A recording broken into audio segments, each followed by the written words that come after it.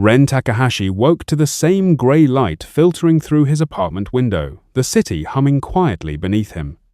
At 28, he had all the trappings of success: a steady job as a corporate analyst, a modest apartment in Tokyo, and weekends carefully scheduled for errands and obligatory social outings. Yet something gnawed at him, persistent and silent. Each morning he brushed his teeth, brewed the same bitter coffee, and stared at the same spreadsheet columns, feeling a subtle, unnameable void. Life moved forward, but he did not. He had long sensed the weight of indecision pressing against him. Choices, even small ones, seemed to spin endlessly in his mind. Should he ask for a promotion? Take that project? Speak up in a meeting? Fear whispered that any wrong move would unravel everything, yet passivity left him hollow. Nights ended with him scrolling through social media feeds, watching others' curated successes, while he drifted in a quiet shame he could neither name nor share. The breaking point came one evening after a particularly grueling week. Ren had stayed late, reviewing a report for the 10th time, and found himself staring at his reflection in the glass wall of the office. In that reflection, he barely recognized the man he had become. Tired eyes, tense shoulders, a sense of someone playing life on autopilot. The realization was stark. He had been living, but not for himself. Then, by chance, he discovered an old text on the philosophy of the samurai Bushidō, the way of the warrior. Its pages described a code of 7 virtues that had guided men through centuries of life and death decisions: rectitude, courage, benevolence, respect, trust, legacy, and loyalty. Ren read each line as though it were written for him alone, feeling a curious tug in his chest. Here was a system of living not built on fleeting motivation, but on principle, tested over generations. Giri, he learned first, was rectitude, a moral compass that allowed a warrior to act decisively without hesitation. Ren realized that his paralysis was not lack of skill or knowledge, but lack of alignment. He decided to define 5 personal values, posting them above his desk as a quiet reminder of what truly mattered. Each time he faced a choice, he asked himself, does this align with my principles? Even this small action created a subtle shift. Courage, the second virtue, demanded action despite fear. Ren recalled his avoidance of difficult conversations, opportunities, and risks. Inspired by the samurai's training, he began to take one small, courageous step each day, speaking up in a meeting, offering a new idea, confronting a colleague about miscommunication. With each act, he noticed an unfamiliar feeling, a faint but growing sense of self-trust. The evening ended with him on the balcony, the city lights flickering like distant stars. Ren felt the stirrings of a quiet strength, the kind that was neither loud nor showy, but persistent. He did not yet feel transformed, but for the first time in years, he sensed a path forward, one guided not by fear or impulse, but by a deliberate, living code. The next morning, Ren carried the weight of yesterday's resolve like a talisman. He began to notice the world differently. In the elevator, he bowed slightly to a cleaning staff member, an unconscious act of respect, and felt an unexpected warmth in the acknowledgement returned. In the cafeteria line, he offered his place to a harried colleague, practicing benevolence, without expectation.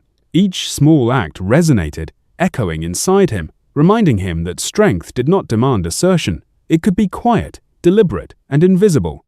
At work, decisions that once paralyzed him now felt approachable. When a report needed approval, he referenced his internal values.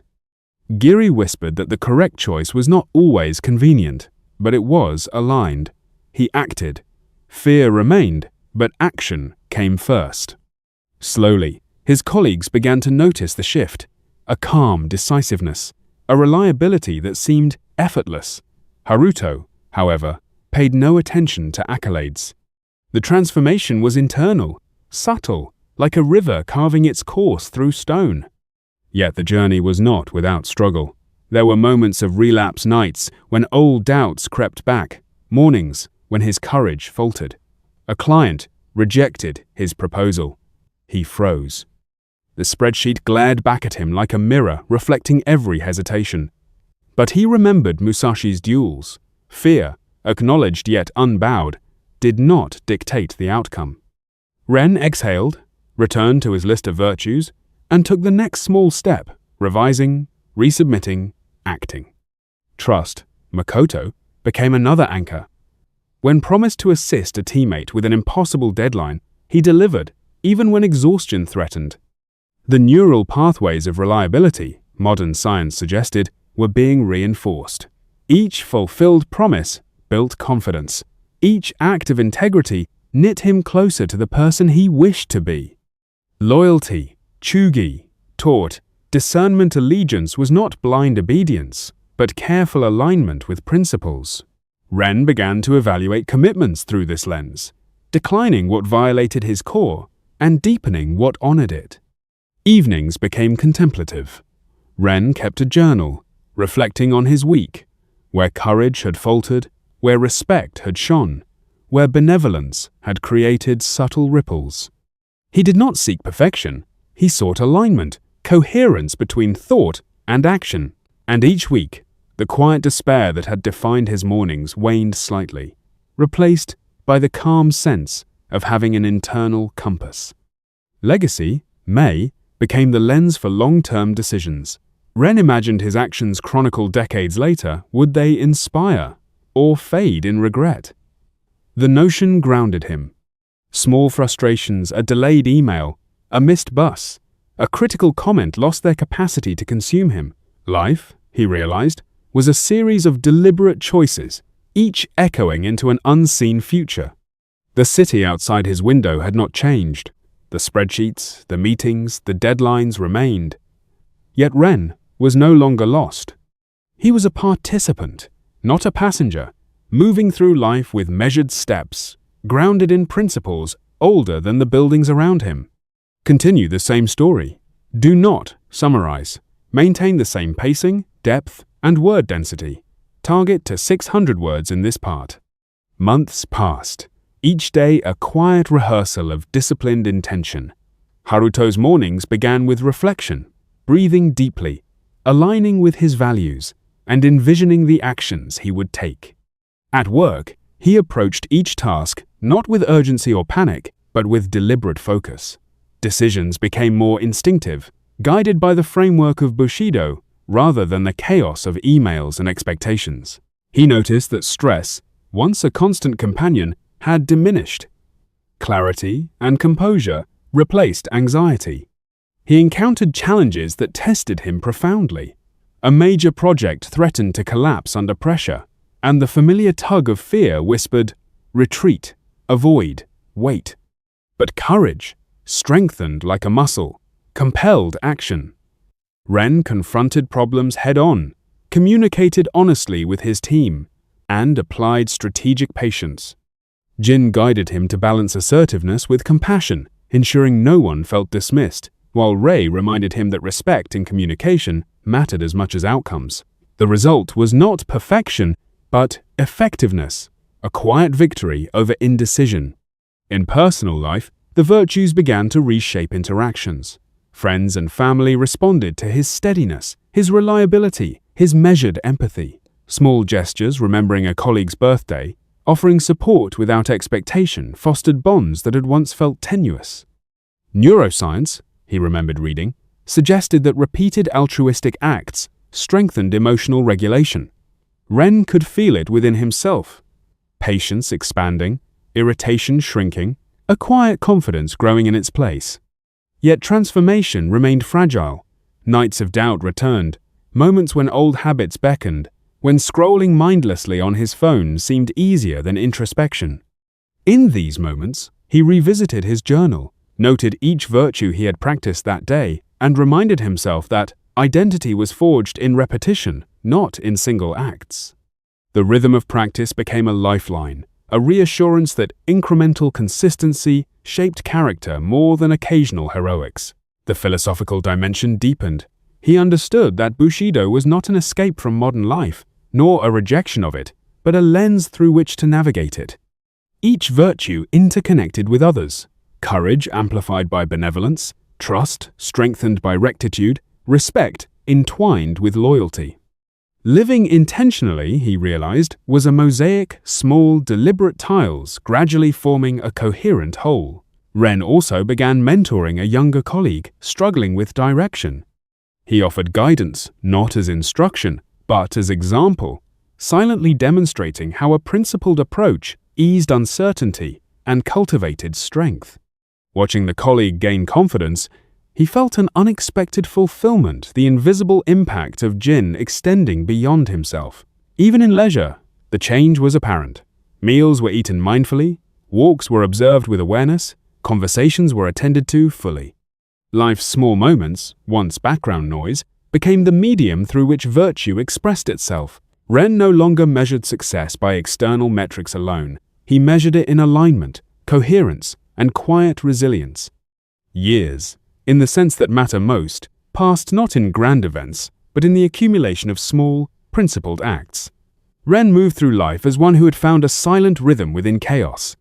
Each morning, the reflection in the glass no longer betrayed uncertainty. It revealed a man who had learned to stand firmly, even when the world seemed unsteady. Difficult decisions continued to arise, yet he approached them with a clarity born of long practice. When a project faltered, he did not panic. When a friend needed counsel, he did not hesitate. When a personal fear emerged, he met it quietly, with the calm acknowledgement that courage was the act of moving forward despite apprehension. Even failure, once devastating, was now recognized as data, a chance to refine action, to test virtue, to deepen alignment with principle. His relationships bore the imprint of Bushidō. Trust was no longer brittle. Colleagues and friends recognized it as the quiet, unspoken backbone of his interactions. Respect had become reflexive, benevolence habitual. Ren experienced the invisible ripple effects of consistent integrity, loyalty from those who mattered, appreciation without ostentation, influence without manipulation.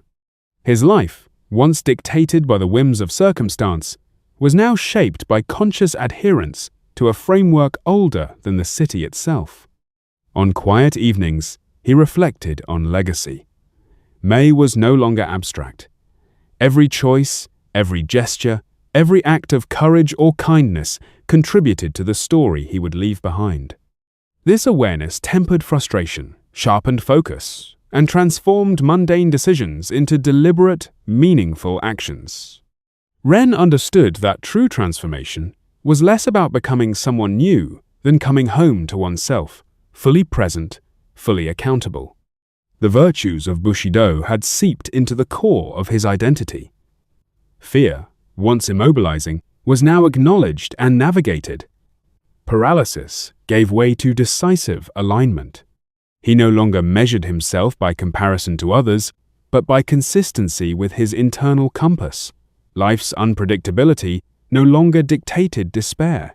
Principle guided action. And so, Haruto's existence became a quiet testament that even in a modern, chaotic world, an ancient code could foster clarity, courage, and character. He did not need to wield a sword or duel an opponent. The battles he fought were within, over indecision, over fear, over the erosion of values. And in winning them, he discovered a simple truth, that alignment with principle, practiced daily, transforms not just action, but the very experience of being alive. To the viewer, the message is clear. Transformation is not an abrupt leap, nor a heroic conquest. It is the accumulation of small, deliberate choices, guided by values tested through time. It is the return to integrity, to clarity, to a self capable of navigating uncertainty with quiet strength. Bushidō is not about becoming a samurai. It is about becoming fully human present, courageous, compassionate, and unwaveringly true to oneself.